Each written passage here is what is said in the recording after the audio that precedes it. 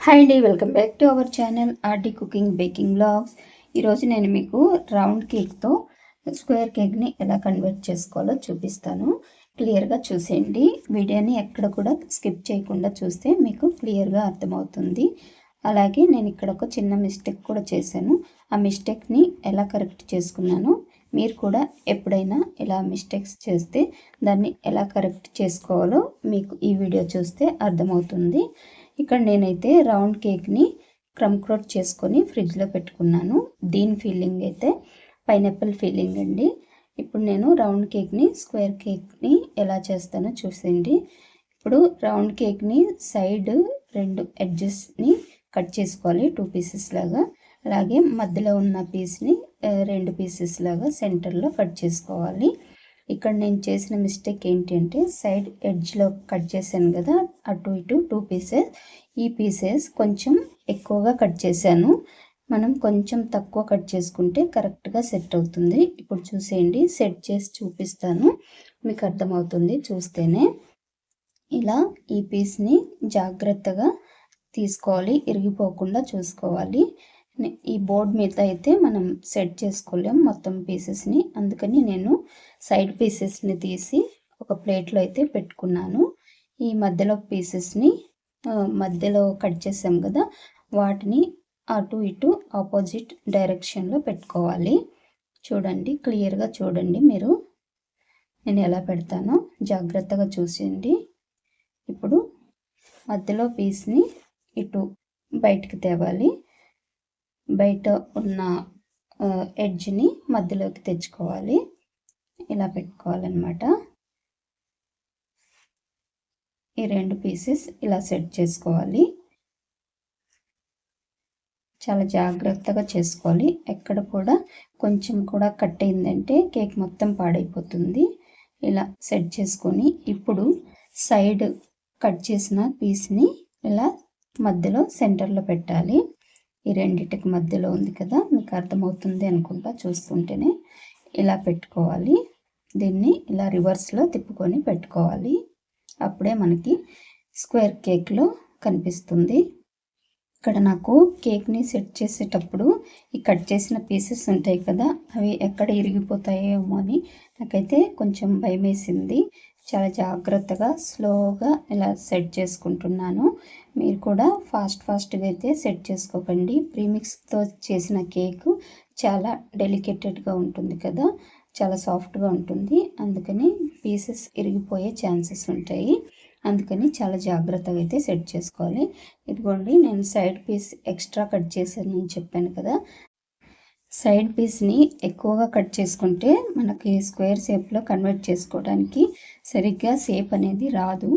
నేను ఇక్కడ ఎక్కువ కట్ చేసిన దాన్ని మళ్ళీ లోపల వైపుకి ఒక పీస్ లాగా ఇలా కట్ చేసి మధ్యలో కట్ చేసిన రౌండ్ కేక్ని మధ్యలోకి ఈ పీసెస్ని ఇలా సెట్ చేసుకుంటున్నాను. ఇప్పుడైతే కరెక్ట్గా సరిపోతుంది. ఇలా సెట్ చేసుకున్న తర్వాత సైడ్ కట్ చేసిన పీస్ని మళ్ళీ ఇలా సెట్ చేసుకుంటే మనకి స్క్వేర్ షేప్లో అయితే వస్తుంది. నేనైతే ఇక్కడ క్రీమ్ అప్లై చేసి పెట్టాల్సింది సైడ్ పీసెస్ని, అప్పుడే బాగా అంటుకుంటాయి. కానీ మీరు చేసినప్పుడైతే ఫస్ట్ క్రీమ్ అప్లై చేసి తర్వాత ఈ సైడ్ పీస్ని ఇలా సెట్ చేసుకోండి, అప్పుడే బాగా అంటుకుంటుంది. నేనైతే ఎలాగో ఒకలాగా చేశాను. నేను ఈ కేక్ విషయంలోనే కాదండి, ఒక స్టిచ్చింగ్ అయినా ఏ పనిలో అయినా అదే మిస్టేక్ జరిగినా కూడా దాన్ని మళ్ళీ ఎలాగైనా చేసి కరెక్ట్గా సెట్ అయ్యేలాగైతే చూసుకుంటాను. మీకు కూడా ఈ వీడియో చూస్తే అర్థమవుతుందని నేను ఈ వీడియోనైతే డిలీట్ చేయకుండా ఎలా ఉన్న వీడియోని అలానే అప్లోడ్ చేస్తున్నాను. మిస్టేక్ అనేది మీకు కూడా తెలిస్తే మీరు మిస్టేక్స్ చేసినప్పుడు మీరు కూడా ఎలా కరెక్ట్ చేసుకోవాలా అని తెలుస్తుంది కదా, అందుకని నేను ఈ వీడియో డిలీట్ చేయకుండా ఎలా ఉన్న వీడియోని అలానే అప్లోడ్ చేస్తున్నాను. నాకు తెలిసి చాలా వరకు ఒకటి ఏదైనా కొత్తగా ట్రై చేయాలంటే ఫస్ట్ ప్రాక్టీస్ చేసి అది బాగా కరెక్ట్గా వస్తుంది అంటేనే దాన్ని నెక్స్ట్ మళ్ళీ చేసి దాన్ని వీడియోగా తీసుకొని అప్లోడ్ చేస్తారేమో. నేను మాత్రం అలా చేయలేదు. ఫస్ట్ టైమే నేను ఈ కేక్ చేస్తున్నాను. రౌండ్ కేక్తో ఇలా స్క్వేర్ కేక్గా కన్వర్ట్ చేయడం. నేను ఇంకా డైరెక్ట్గానే వీడియో తీసుకున్నాను, ఎందుకంటే మిస్టేక్ చేసినా సరే అది మీకు కూడా అర్థమవుతే బాగుంటుంది కదా. నెక్స్ట్ టైం మీరు కూడా మిస్టేక్ చేస్తే దాన్ని కరెక్ట్ చేసుకోవడానికి మీకు కూడా ఈ వీడియో యూజ్ అవుతుందని చెప్పి నేను ఎలా ఉన్న వీడియోని అలానే తీసి అలానే అప్లోడ్ చేస్తున్నాను. మీకు ఒకటి తెలుసా, ఈ వీడియో అయితే నేను ఎప్పుడో అప్లోడ్ చేయాల్సింది 1 మంత్ బిఫోర్, కానీ నా బ్యాడ్ లక్ వల్ల అప్పుడు వీడియో అప్లోడ్ చేయలేకపోయాను. ఇది రెండోసారి అనమాట నేను వీడియో ఎడిటింగ్ చేసి వాయిస్ ఓవర్ ఇవ్వడం. ఫస్ట్ అయితే నేను లాస్ట్ మంత్ 27న వీడియో అంతా ఎడిటింగ్ చేసుకొని వాయిస్ ఓవర్ కూడా ఇచ్చాను. నెక్స్ట్ డే 28న వీడియో అయితే అప్లోడ్ చేద్దామని డిసైడ్ చేసి పెట్టుకొని ఉన్నాను. కానీ ఈలోపే నాకు ఒక బ్యాడ్ ఇన్సిడెంట్ అయితే జరిగిందండి. 27న వీడియో అంతా ఎడిటింగ్ చేసి వాయిస్ ఓవర్ ఇచ్చి పెట్టుకున్నాను కదా. ఈవినింగ్ అయితే నేను మార్కెట్కి వెళ్ళాను ఫోన్ పట్టుకొని. అక్కడ నా ఫోన్ అయితే పోయింది. దానివల్ల నేను ఇంకా వీడియో కూడా అప్లోడ్ చేయలేకపోయాను. నా దగ్గర ఇంకా 20 డేస్ అయితే ఫోన్ లేదు. మా వారు వచ్చే వరకు ఫోన్ తీసుకోలేదు. అలాగే సిమ్ కూడా లేదు నా దగ్గర. 2 సిమ్ములు మా ఆయన పేరు మీదనే ఉన్నవి. అందుకని ఆయన వచ్చే వరకు అయితే వెయిట్ చేయాల్సి వచ్చింది. ఇప్పుడు మా వారు వచ్చారు. అందుకు ఇంకా ఇప్పుడు ఫోన్ మళ్ళీ కొనుక్కొని నేను మళ్ళీ వీడియో అంతా ఎడిటింగ్ చేసుకొని ఇలా అప్లోడ్ అయితే చేస్తున్నాను. ఈమెయిల్ ఐడి ఉండడం వల్ల నాకు ఈ వీడియో మళ్ళీ గూగుల్ ఫొటోస్లో అయితే దొరికింది. ఈ వీడియో మళ్ళీ అంతా సెట్ చేసుకొని ఎడిటింగ్ చేసి వాయిస్ ఓవర్ ఇచ్చి ఇప్పుడైతే అప్లోడ్ చేస్తున్నాను. నేను ఈ కేక్ని ఉమెన్స్ డే రోజైతే చేశానండి. చూశారు కదా, రౌండ్ కేక్తో స్క్వేర్ కేక్ని ఎలా చేశానో, ఎంత నీట్గా ఎంత బాగా వచ్చిందో కదా పర్ఫెక్ట్గా. మనము ఒక రౌండ్ కేక్తోనే ఎన్నో రకాలుగా చేసుకోవచ్చండి. స్క్వేర్ కేక్ అయినా, హార్ట్ షేప్ కేక్ అయినా, ఇంకా బటర్ఫ్లై కేక్, ఇలా 3-4 రకాల కేక్ని అయితే చేసుకోవచ్చు ఒక రౌండ్ కేక్తోనే. ఒక రౌండ్ కేక్ టిన్ ఉంటే చాలు, మనకు 3-4 రకాల కేకులు అయితే చేసుకోవచ్చు. అన్ని కేక్ టిన్లు అయితే కొనాల్సిన అవసరం లేదు. కొత్తగా ఎవరైనా హోమ్ బేకింగ్ నేర్చుకునే వాళ్ళకైతే నేను ఒకటే సజెషన్ ఇస్తాను.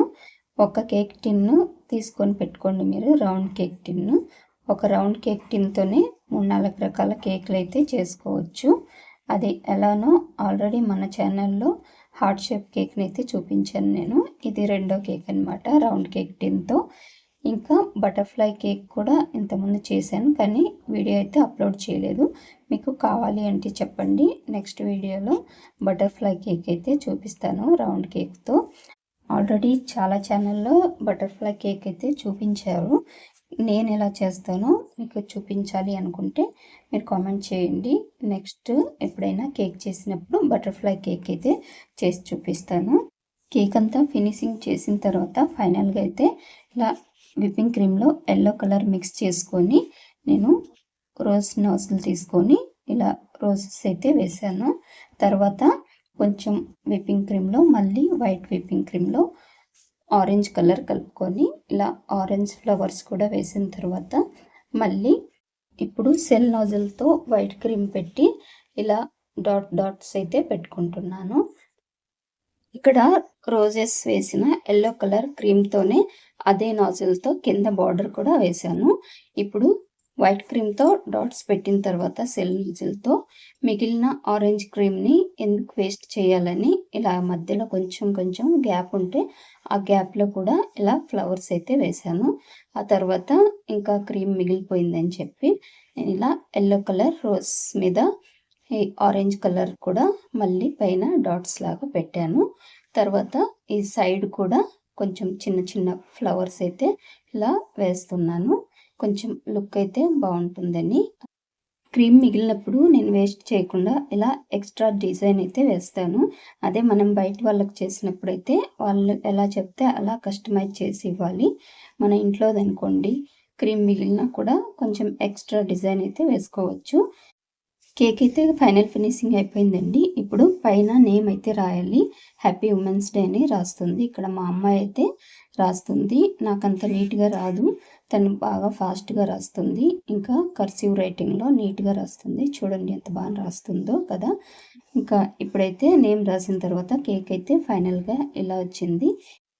నేను జెప్టోలో కొన్ని సామాన్లు ఆర్డర్ పెడితే నాకు ఈ ఉమెన్ స్టిక్కర్ అయితే వచ్చింది. ఈ స్టిక్కర్‌ని అవుట్‌లైన్ అంతా కట్ చేసి ఇలా అయితే పెట్టాను. కేక్ ఎలా అనిపించిందో కామెంట్‌లో చెప్పండి. వీడియో నచ్చితే లైక్ చేయండి. మరో వీడియోలో మళ్ళీ కలుద్దాం. అలాగే మన ఛానల్‌ని ఎవరైనా సబ్స్క్రైబ్ చేసుకోకపోతే సబ్స్క్రైబ్ చేసుకోండి. Thanks for watching. Bye bye. Oh my god, तीनों सही, चारों सही में ऐसा मिल गई। दीदी लोग को ना नहीं कर, ठीक है।